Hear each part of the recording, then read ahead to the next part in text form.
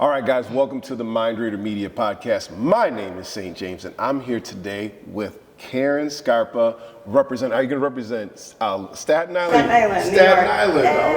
All right. AKA the last woman standing from Staten Island.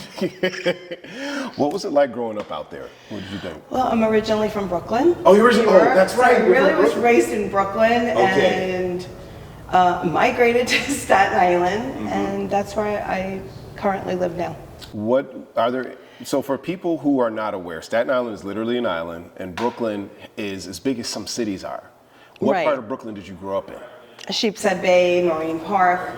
So there's 5 boroughs in New York. So it's Staten Island, Brooklyn, Manhattan, Queens, and the Bronx. Of course, right. So I live in one of the 5 boroughs. One thing that I notice a lot with people from New York City, and I don't mean to generalize too much, but because the city itself is so big and because there's so many different zones, going from Brooklyn to the Bronx is like, that's a major migration. Like, you're like, I don't mess with them Bronx people. I'm from Brooklyn. People from Brooklyn will let you know they are from Brooklyn within 5 minutes of their conversation. For the most part, yes, you're correct. Meanwhile, people from Staten Island will claim that they are not from Staten Island within 5 minutes. For the most part, yes. All right. But actually, a lot of Staten Islanders are originally from Brooklyn. Really? They will let you know that. Okay. I'm from Brooklyn. They'll tell you that. So I do say that. I got you. And then, they say, it's nothing but firemen and whatever in Staten Island. But New York City people, you guys have the whole world literally at your hands. So you don't need to travel as much or, go to different things because, hey, I can go to, if I want to see a game, I got all the teams that want to be here. True. You've got one of the most famous stadiums in the entire world at the MSG. Right. At the Garden. Right. You know what I mean? So I could understand that. And the world looks to you guys for new trends and everything else. They're the weirdos out in LA. No, that's not true. I got you. So as you grew older and older, you've had your slew of ups, downs, smiles, and frowns. And the fact is that you're still here. We got introduced through Chris, who was able to talk to you about infinite banking and things with that. Now, how did you find out about turning the page and getting into infinite banking and things like that?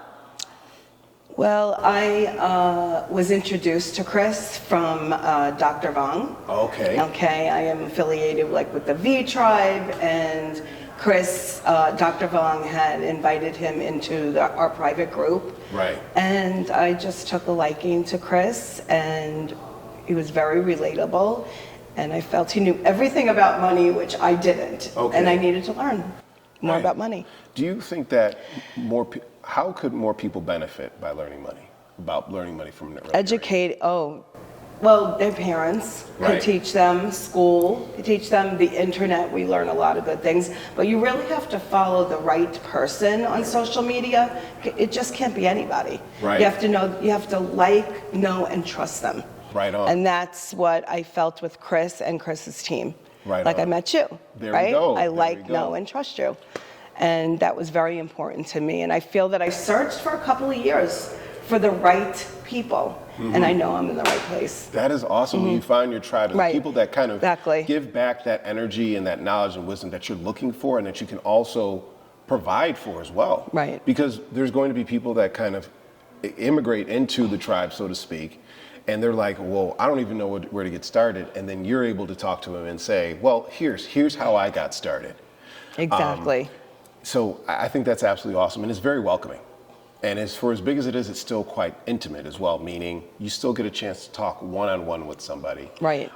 We met here at the Experience here in Western New York, and we spoke for almost 8 hours about taxes and other exciting things. And I was like, man, my head's about to explode, but at least Mine is going 1,000 miles a minute. There's a lot of info to attain. But then again, even if you don't attain it in 1 or 2 days, you could always reach out to Chris or his team, and they'll guide you and help you along the way. That's a big point, right? It's a very big point, that somebody will actually answer you back, answer the phone, answer a text, answer an email, always. Right on. What could you give us one quick tip maybe that you learned, if it wasn't yesterday, then maybe within the past 90 days, that you think a lot of people could really benefit from? Like, what is one? It could be a tax hack, a finance hack, or maybe it's because I know you've got a few things up your sleeve. Maybe you have a health hack that a lot of people don't know about because you work in the medical field as well. I'm a home health aide. Oh boy. I have a lot of tips and tricks. Oh please. But I will say one thing: if you want to get your finances in order and you want to learn about money, Yes. affiliate yourself with Chris and his team. Okay. And I've learned so much in just the couple of times I've met in person. Go to in-person events. Jump on a wealth webinar, on Chris Nagel's wealth webinar on, I think, Mondays and Wednesdays. I know I do a lot of I don't them know on the exact day. I Wednesdays, think right. Wednesday, right? Wednesdays. And you'll learn. Educate yourself. And also now I'm involved with Tax Hive, and that's through Chris, one of his, I guess, affiliates that he knows. Right. And you just have to keep educating yourself with the right people. There we go. You know, I That's a keep big using point. that word, the right people. That's right. And that's I right. trust everybody in this circle, and I'm very happy Nice. today. Come on, you got to give me a good health hack here, because A health hack: water. Drink water. Look, Drink a come lot on, of water. Because some people don't know that. Drink water and walk. If you can't exercise a lot, walking is exercise. Well, exercise. As some people I will walk. know, like I will walk. You? I walk What a about lot. you? Tell us some health hacks. You know what? I really don't want to go too deep into it, but okay, I'll give you like an exercise regimen. Portion control. Well, yeah, like for portion control, it's the rule of the fist. Okay, right. So every serving should be about fist size. Unfortunately, I've trained my body to eat double that. So I'm like 2 fists. All right, you want 1 hamburger? I'm taking 2, 1 for each hand. In terms of carbs, I know I shouldn't have as much, rice and all that stuff, but I get so hungry, and then I'm like, oh, okay, well, I might as well go ahead and do what I got to do and just, wolf it all down, and I'll make it up at the gym later or something like that. But now we talk about the food pyramid, which we know wasn't 100% accurate. That was kind of made to help support the grain industries, which more power to them.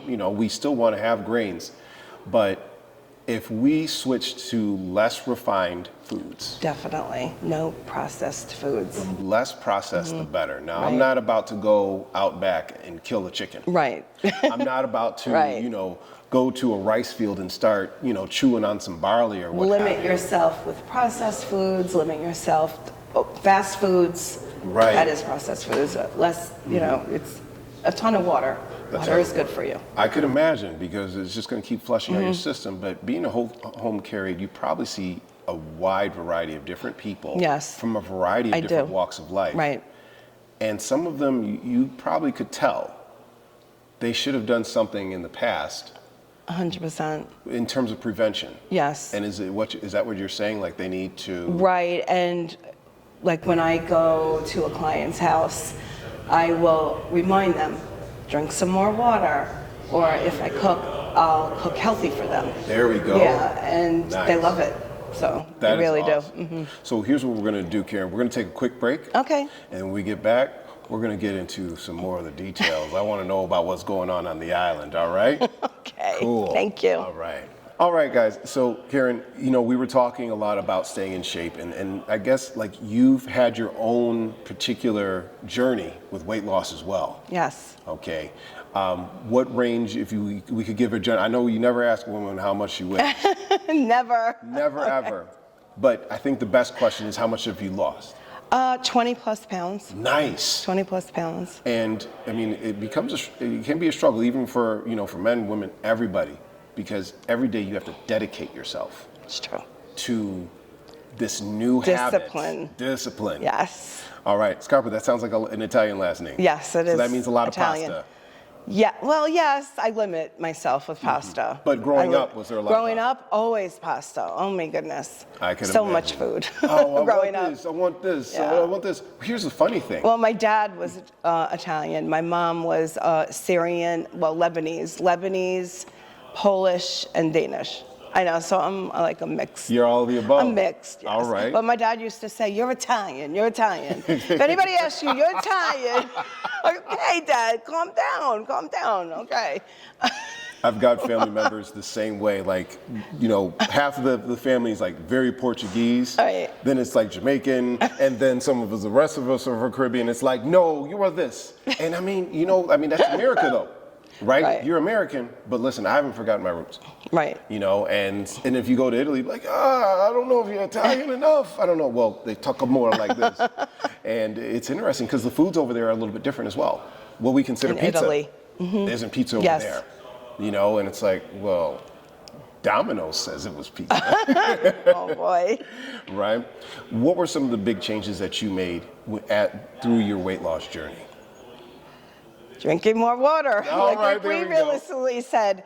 And also not eating late, like after 7:30. That's a big which, point. I fell off for a little bit, but I'm back on, and my goal is to lose about 40 pounds this year. You're going to do it. I know I am. 'Cause your willpower I'm is definitely there. going to do it. Your willpower. So not eat late, a lot of water, exercise, even if it's just going for a walk. There we go. You know, excuse me. I used to train my guys because I'm in sales as well, and you know, some of them will come up to me and be like, you know, St. James, I'm tired. These people are telling me no, and I tell them, look, I understand, because willpower, it's like a pitcher. Every time somebody tells you no, that's a little bit more that gets chipped off of your willpower to keep pushing, to keep pushing, to keep pushing. And a lot of the time, it isn't the person who wants the yes the most. It's the person who wants to achieve the goal the longest. August. You could be the best, most energetic person for 5 minutes, but tell me about how good your stamina is after 5 hours of anything. If you're talking for 5 minutes at the door, if you're doing 5 minutes of hardcore exercise, that's great. Tell me about how persistent you are 5 months from now. Consistency is key. Consistency is key. Yeah, consistency is key. You can for be sure. very, very talented, all right? And there's a very, very popular phrase that, you know, hard work beats talent when talent doesn't work hard. You're ready to work hard. You're ready to put in that work For in sure. order for you to achieve your goals. If you don't have your health, you can't have what's after that. No. You can't put a price tag on your health. Not one bit. You got that. You got that. Now, you also have another goal, and that's financial as well. Yes. So tell me a little bit about that. Like, growing up, what was finances like for you guys in terms of was it being taught at home, and what are you looking to achieve I definitely was not taught from my parents at all about finances. Bank accounts, nothing. I learned everything on my own, and now I'm in my 50s. Okay. And I'm just first really getting my finances in order, also increasing my finances with investments. Nice. And I'm educating myself. There we It's go. all about education and being around the right people. There we go. Well, you know what? When you see you're surrounded yourself with a lot of people who are doing bigger things, you're like, well, I need to fit in here. Amazing. I need to fit in. So are you doing Airbnb, or what do you got going on? Or I have a couple of investments going on. Oh, That's for a later conversation. Okay, I got you. Just dipped my toes into it. Okay, good So, for you. yeah, Well, so I'm very excited. I'm really for you. excited too. Are Thank we you gonna, for Are we having going to me. be seeing you again here? We're Of going to be able to talk course. to you in a few months? I said 6 months. 6 months? Okay, all right, guys. Karen, how can we find you online? What's your Instagram? Life with Mom K. Wait, Life with Mom K. You did the cooking stuff. Yes, I do like to cook. You do like to cook. On live. Are we going to be seeing a series? Yes, of you doing, will. Like healthy You will. cooking? I will. I promise. Can I be guest featured one of these days? You definitely can. Amen. Of course. All right, guys. My name is St. James. That's Karen Scarpa, and this has been the Mindreader Media Podcast, and I will see you on the next one.